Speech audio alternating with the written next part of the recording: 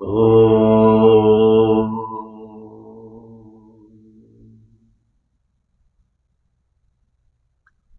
वसुदेव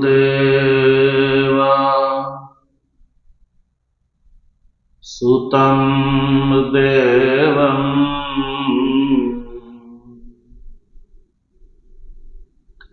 कंसचाणूरमर्दनम् देवकी परमानन्दम्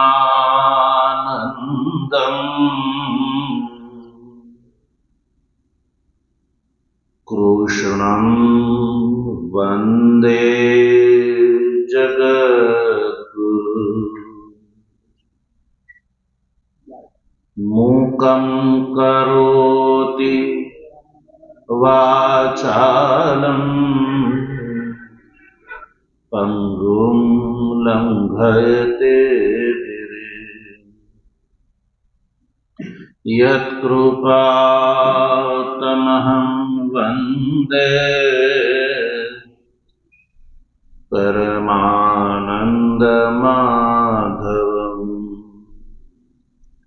शङ्करं शङ्कराचार्यं केशवं बादरायणम् सूत्रभाष्य कृतौ वन्दे भगवन्तौ पुनः पुनः। ईश्वरो गुरुरात्मेति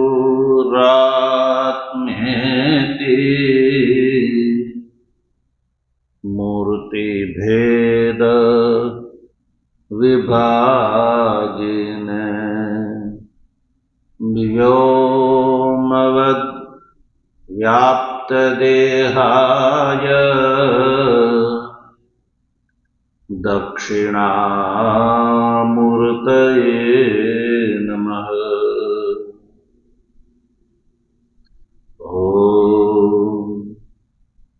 शांति शांति शांति।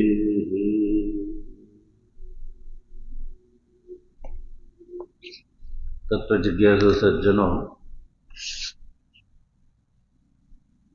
भगवाननी परमानुकंपाथी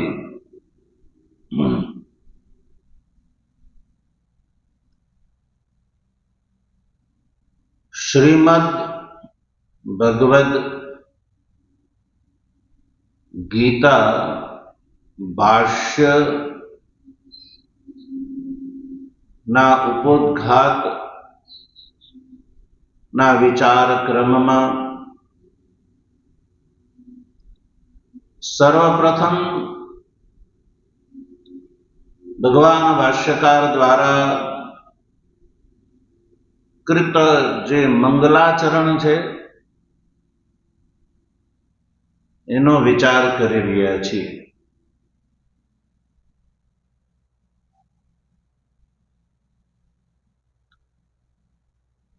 कर्मनिष्ठा अने ज्ञाननिष्ठा जे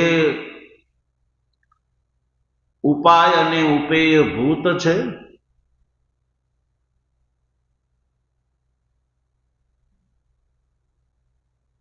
एने अधिकृत करीने जे प्रवृत्त जे गीता शास्त्र छे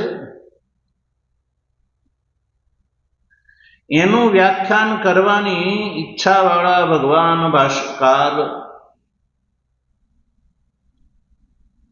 विघ्न उपप्लव नु उपशमनादि थाय प्रामाणिक जे व्यवहार छे ए परंपराનું पालन थाय अने पूर्ण रूपथी इतिहास अने पुराणनी साथे गीता शास्त्रनु एकत्व छे ए પ્રકટ થાય એ માટે થઈને એક પૌરાણિક શ્લોક જે વિષ્ણુ પુરાણ અંતર્ગત છે એને મંગલાચરણ રૂપથી ઉદાહરિત કરે છે અને શ્લોકનું સ્વરૂપ છે નારાયણ પરો વ્યક્તા દંડમવ્યક્ત સંભવમ અંડસ્યાંતસ્ત્વિમે લોકાઃ સપ્તદ્વીપા ચ મેદિની. આ મંગલ શ્લોકનો આપણે વિચાર કરી રહ્યા છીએ. આ મંગલ શ્લોકમાં સૌથી પહેલા ચરણમાં નારાયણ પરો વ્યક્તાત એવું જોવામાં આવી રહ્યું છે.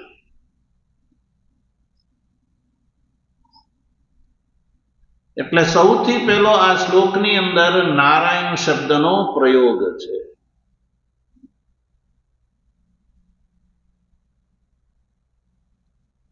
કોને નારાયણ કહેવામાં આવે? નારાયણ શબ્દનો વાસ્તવિક અર્થ શું છે? નારાયણ શબ્દનો અભિપ્રાય શું છે? એ ભાષ્ય ટીકાકાર આનંદગીરીજી સ્થૂળ દ્રષ્ટિથી અને સૂક્ષ્મ દ્રષ્ટિથી બે પ્રકારથી નારાયણ શબ્દનો અર્થ બતાવે છે. સ્થૂળ દ્રષ્ટિથી નારાયણ શબ્દનો અર્થ બતાવવા માટે ભાષ્ય ટીકાકાર આનંદગીરીજી મનુસ્મૃતિનો શ્લોક ઉપસ્થિત કરે છે. શ્લોકનું સ્વરૂપ છે આપો નારા ઇતિ પ્રોક્તા આપો વૈ નરસૂનવઃ અયનમ તસ્ય તઃ પૂર્વં તેન નારાયણ સ્મૃતઃ इति स्मृति सिद्धः स्थूल दृशाम नारायण शब्दार्थः. આ શ્લોક ને અહીંયા ઉદ્ધૃત કરીને સ્થૂલ દ્રષ્ટિથી નારાયણ શબ્દનો અર્થ બતાવ્યો છે, જેનો વિચાર આપણે ગઈકાલે કરી ચૂક્યા છીએ.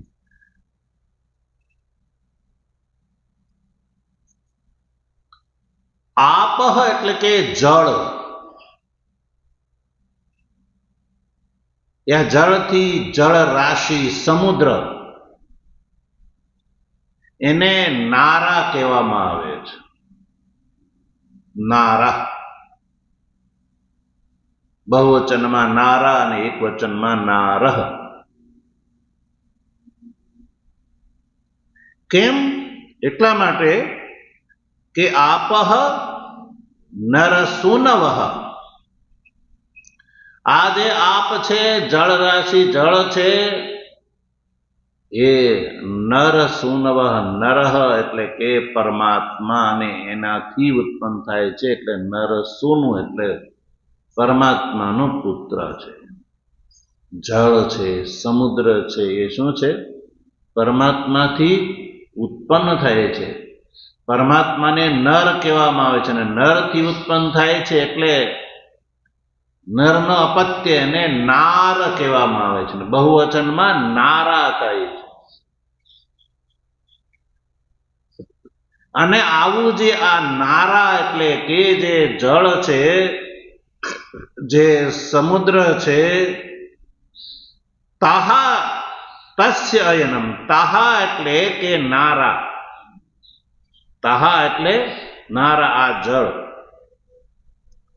તસ્ય તસ્ય યાને નરસ્ય પરમાત્મનઃ અયનમ અયનમ યાને આશ્રય પરમાત્માને શયન કરવા માટે થઈને જળ છે એ પરમાત્માનો આશ્રય છે, પથારી છે, શૈયા છે. ભગવાન શેની ઉપર શયન કરે છે? ક્ષીર સાગરમાં જળરૂપી શૈયા ઉપર.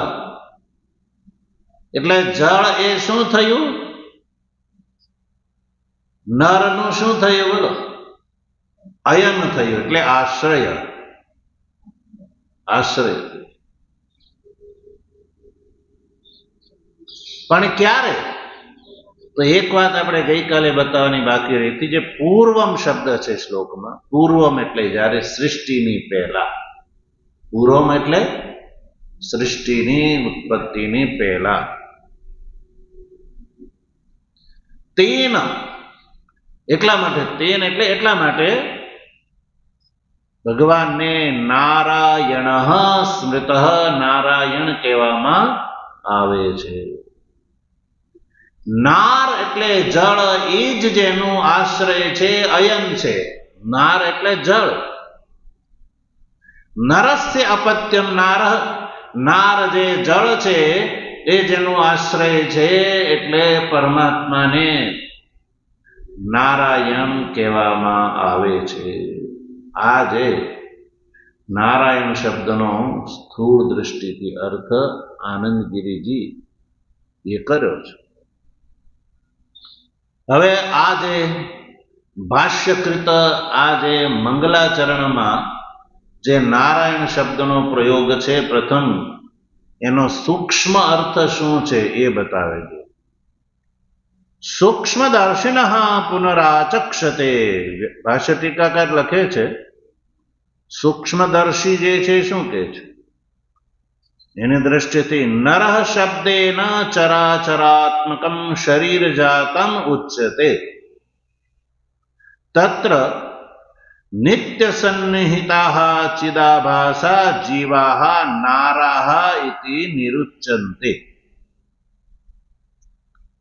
તેષામ અયનમ આશ્રયઃ નિયામકઃ અંતર્યામી નારાયણઃ ઇતિ યમ અધિકૃત્ય અંતર્યામી બ્રાહ્મણમ શ્રી નારાયણાખ્યમ મંત્ર આમ્નાયમ ચ અધીયતે. તદ અનેન શાસ્ત્ર પ્રતિપાદ્યમ વિશિષ્ટમ તત્વમ આદિષ્ટમ ભવતિ. જો સૂક્ષ્મદર્શી એટલે કે સૂક્ષ્મદર્શી કોણ છે? વિદ્વાન મહાપુરુષો, જે સૂક્ષ્મનું દર્શન કરવામાં જે સમર્થ છે એને સૂક્ષ્મદર્શી કહેવામાં આવે છે. એટલે કે બ્રહ્મનિષ્ઠ મહાપુરુષ. ભગવાન શ્રી કૃષ્ણએ પણ જ્ઞાની મહાપુરુષો માટે, બ્રહ્મનિષ્ઠ મહાપુરુષો માટે સૂક્ષ્મદર્શી શબ્દનો પ્રયોગ આગળ ગીતામાં કર્યો છે, બીજા અધ્યાયમાં. નાસતો વિદ્યતે ભાવો ના ભાવો વિદ્યતે સતઃ ઉભયોરપી દૃષ્ટોંતસ્ત્વનયોસ્તત્વદર્શી. તત્વદર્શી, સૂક્ષ્મદર્શીનો અર્થ શું થાય? તત્વદર્શી. તો તત્વદર્શી જે મહાપુરુષો છે એની દ્રષ્ટિથી નારાયણ શબ્દનો અર્થ કર્યો કે નારાયણમાં જે સૌથી પહેલો નાર શબ્દનો પ્રયોગ છે. નાર. તો નારની પ્રકૃતિ છે નર. તો નર શબ્દથી ચરાચરાત્મકમ શરીર જાતમ ઉચ્યતે. નર શબ્દનો અર્થ છે ચરાચરાત્મક શરીર. ચર અને અચર જે શરીર છે એ ચર શરીર અને અચર શરીર, એટલે કે સ્થાવર જંગમાત્મક સંપૂર્ણ સંસાર જે છે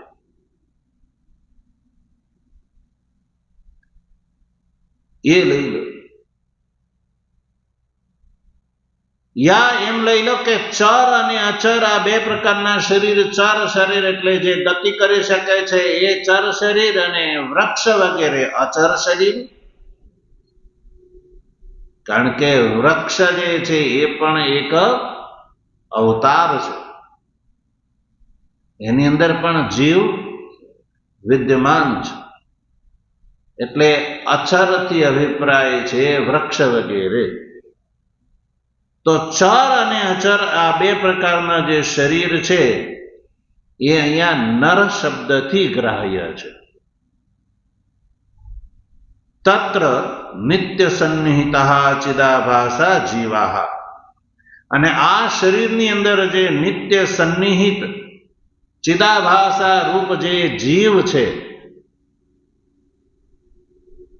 એ જીવ છે એને નારા કહેવામાં આવે છે. નર શબ્દથી અભિપ્રાય છે ચરાચરાત્મક શરીર, અને ચરાચરાત્મક શરીરની અંદર જે નિત્ય સન્નિહિત ચિદાભાસ રૂપ જે જીવ છે એને કહેવામાં આવે નારા. એટલે નારાથી અભિપ્રાય છે જીવ. ચરાચરાત્મક સમગ્ર શરીરની અંદર જે પ્રત્યેગાત્મ રૂપથી વિદ્યમાન જીવ છે એ નારા છે. નારા એને કહેવામાં આવે નારા, એટલે નારાથી અભિપ્રાય છે જીવ. તેષામ જીવાનામ અયનમ આશ્રય નિયામક અંતર્યામી નારાયણ. તેષામ અયન, તેષામથી અભિપ્રાય છે નારા, જીવ. તો ષષ્ઠી બહુવચનમાં થાય જીવાનામ અયનમ, જીવોનું અયન. અયનનો અર્થ છે આશ્રય. તો જીવોનો જે આશ્રય છે, તો અર્થ શું થયો? જીવોનો આશ્રય. ચરાચરાત્મક દેહ જાતની અંદર જે જીવરૂપથી વિદ્યમાન જે ચૈતન્ય છે, જીવરૂપથી વિદ્યમાન જે ચૈતન્ય છે એ ચૈતન્યનો અયન, અયન એટલે આશ્રય, એટલે કે જીવોનો જે આશ્રય. આશ્રયથી પણ અભિપ્રાય છે નિયામક. નિયામક જે નિયંત્રણ કરે છે. નિયામક એટલે કે જે નિયંત્રણ કરે એને કહેવામાં આવે નિયામક, અને જેની ઉપર નિયમન થાય એને નિયમ્ય કહેવામાં આવે. તો જીવ છે એ નિયમ્ય છે અને ઈશ્વર છે એ નિયામક છે. એટલે નિયામક. તો ક્યાંથી નિયમન કરતા હશે પરમાત્મા આ જીવ ઉપર? જીવનું નિયમન ક્યાં રહીને કરતા હશે? તો કયો અંતર્યામી. અંતર્યામી, અંતર્યામી રૂપથી.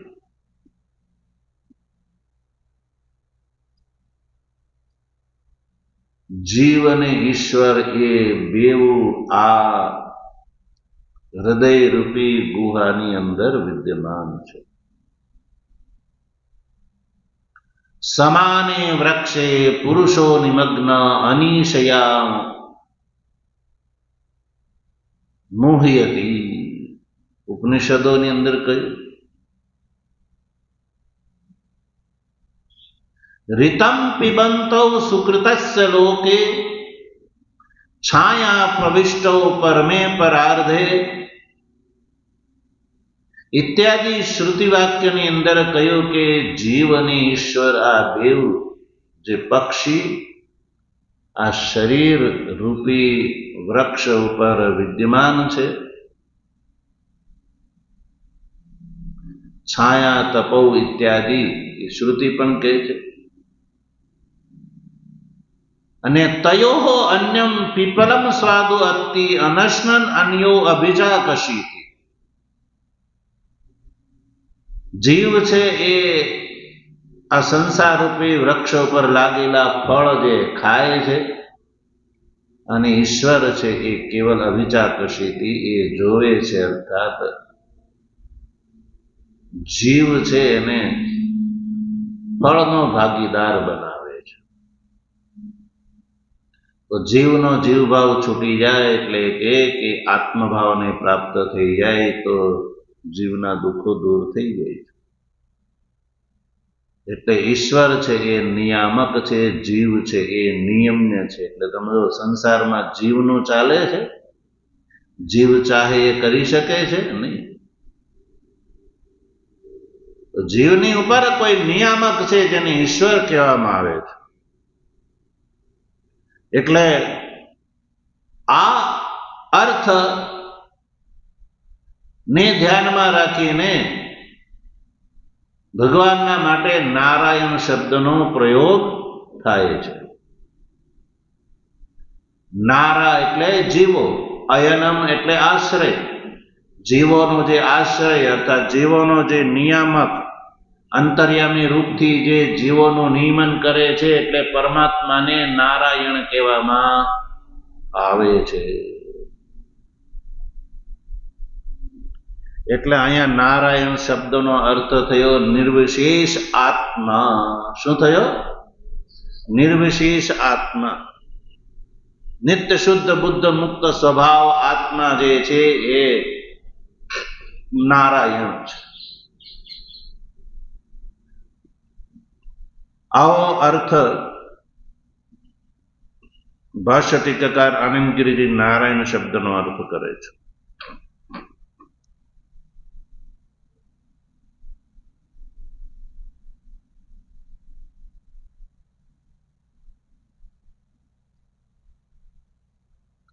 તો આ રીતે ભગવાન ભાષ્યકાર આ શ્લોકના માધ્યમથી શાસ્ત્ર પ્રતિપાદ્ય જે વિશિષ્ટ તત્વ છે, વિશિષ્ટ તત્વ, એ વિશિષ્ટ તત્વ બ્રહ્માત્મિક જે રૂપ છે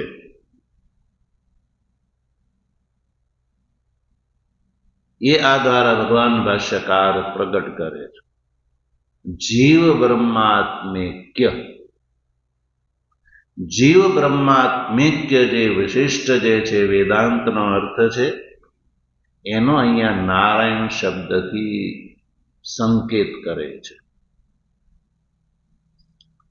તો આ રીતે સજ્જનો આપણે ભાષ્ય ટીકાકાર આનંદગીરી ટીકા દ્વારા નારાયણ શબ્દના અર્થને સમજ્યા. આ જ ભાષ્ય ઉપર એક અન્ય ટીકાકાર છે અનુભૂતિ સ્વરૂપાચાર્ય, જેણે ભાષ્ય ઉપર ટિપ્પણની રચના કરી છે. અનુભૂતિ સ્વરૂપાચાર્ય જે છે એ પણ નારાયણ શબ્દનો અર્થ વિલક્ષણ રૂપથી કરે છે.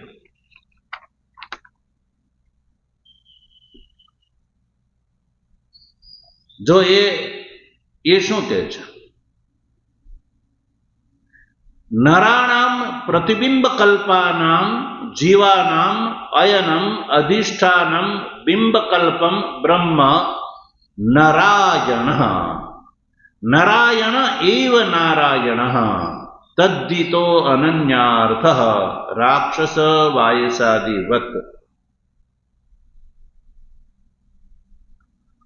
કહે છે કે નરાણામ અયનમ નારાયણ, નરાણામ અયનમ નારાયણ, નારાયણ એવ નારાયણ. તો નરાણામ અયનમ यानी नर नो अर्थ है प्रतिबिंब कल्प जीव। प्रतिबिंब स्थानीय जीव छे ए नर छे अने आवा प्रतिबिंब कल्प जीवो छे एनु अयन एटले अधिष्ठान बिंब बिंब कल्प ब्रह्म। तो ब्रह्म जे शू छे बिंब छे ने जीव शू छे प्रतिबिंब छे। बिंब प्रतिबिंबवाद थी जीव छे ए ब्रह्मनु प्रतिबिंब छे।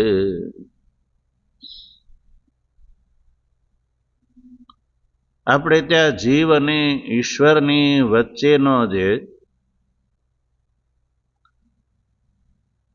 व्यावहारिक जे भेद छे ए भेद ने आचार्योए अलग अलग प्रकार थी स्पष्ट कर्यो छे।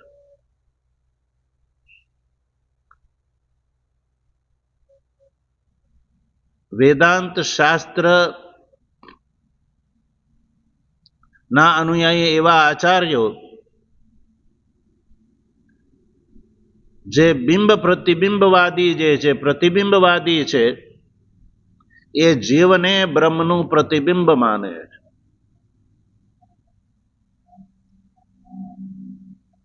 या जीव छे ए ब्रह्मनो आभास छे।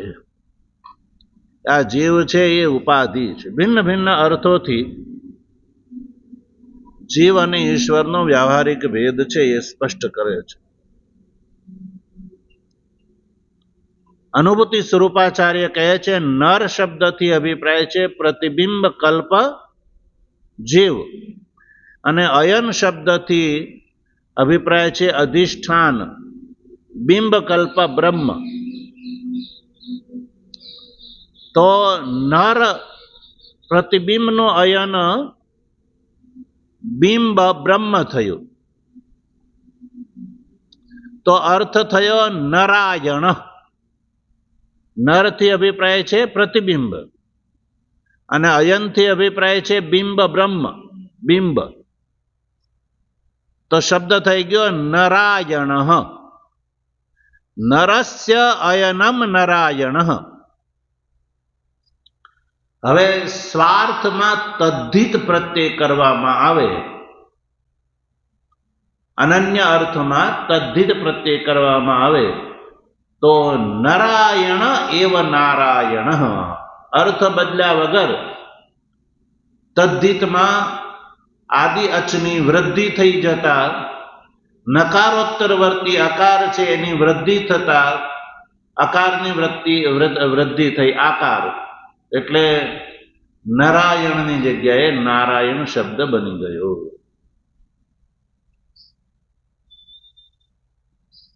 તો આ રીતે આપણે નારાયણ શબ્દનો અર્થ જે છે અનુભૂતિ સ્વરૂપાચાર્ય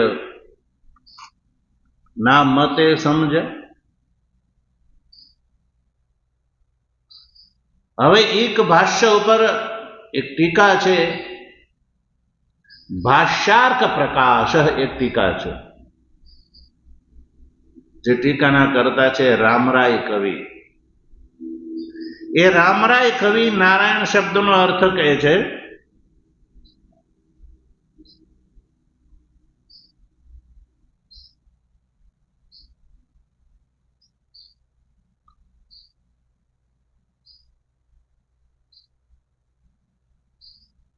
न रीयते न क्षीयते इति नरः परमात्मा तस्य इदं नारं जगत् तद एति जानाति इति नारायणः। भाष्यार्क प्रकाशकार रामराय कवि जे छे ए नारायण शब्दनो विलक्षण अर्थ करे छे। जो कहे छे कि न रीयते इति नरः। न रीयते इति नरः। न रीयते इति नरः અર્થાત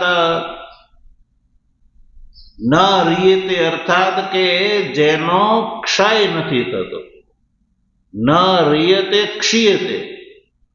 રીયતેનો અર્થ છે ક્ષીયતે, એટલે ન લગાડી તો ન રીયતે અર્થાત ન ક્ષીયતે, કે જેનો ક્ષય નથી થતો ક્યારેય, એને કહેવામાં આવે છે નરહ. તો હવે સંસારમાં કોનો ક્ષય નથી થતો? બોલો, કોણ અક્ષય છે? કોણ અક્ષર છે? કોણ નિત્ય છે? એકમાત્ર પરમાત્મા. પરમાત્મા જે છે એનો ક્યારેય ક્ષય થતો નથી, કારણ કે પરમાત્મા સતચિત ને આનંદ રૂપ છે. કેવા છે? સતચિત ને આનંદ રૂપ છે. સતનો અર્થ છે નિત્ય, ચિત્તનો અર્થ છે ચૈતન્ય, અને આનંદનો અર્થ છે સુખ રૂપ. તો પરમાત્મા નિત્ય છે, એટલે એનો ક્યારેય ક્ષય નથી થતો. એટલે નર શબ્દનો અર્થ થયો પરમાત્મા.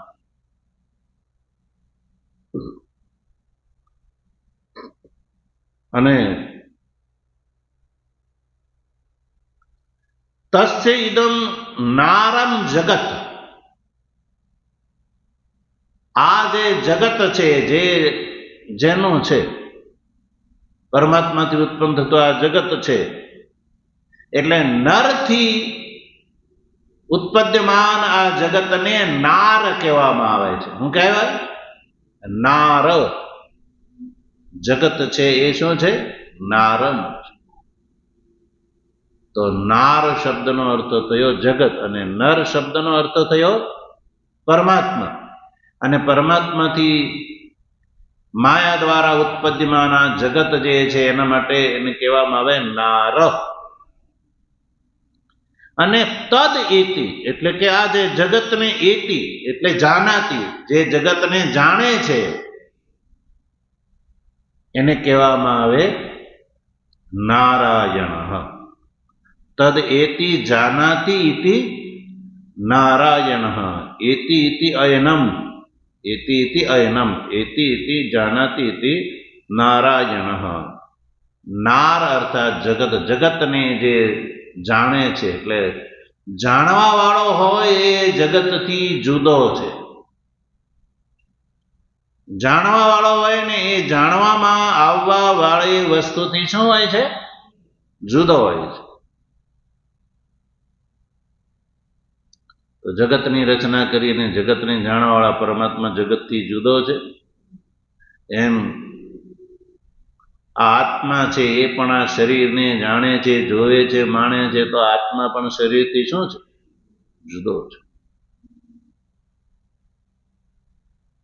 એટલે દ્રિક રૂપ, દ્રિક દૃશ્ય. સંસાર છે એ દૃશ્ય છે, અને આ આત્મા છે એ દ્રિક છે.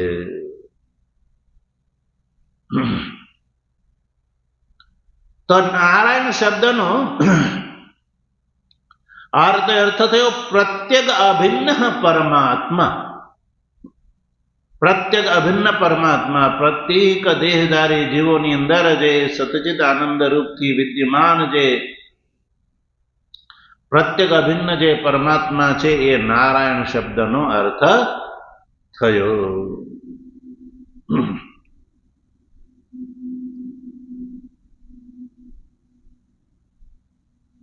તો સજ્જનો, આ રીતે આપણે ભગવાન ભાષ્યકાર દ્વારા મંગલાચરણના રૂપમાં ઉપસ્થાપિત પૌરાણિક શ્લોકમાં જે સર્વપ્રથમ નારાયણ શબ્દનો પ્રયોગ છે, એ નારાયણ શબ્દનો અર્થ ભિન્ન ભિન્ન વ્યાખ્યાકાર દ્વારા આપણે સમજ્યા. આગળની જે વાત છે ભગવાનની કૃપા છે તો એનો વિચાર કરીશું આગળ. ઓમ વસુદેવ સુતં દેવં કંસ ચાણૂરમર્દનમ देवकी परमानन्दम् कृष्णं वन्दे जगद्गुरु शङ्करं शङ्कराचार्यं केशवं बादरायणम् सूत्रभाष्यकृतौ वन्दे भगवन्तौ पुनः पुनः ईश्वरो गुरुरात्मेति मूर्तिभेदविभागिने व्योमवद्व्याप्तदेहाय दक्षिणामूर्तये नमः। ॐ शान्तिः शान्तिः शान्तिः। सद्गुरु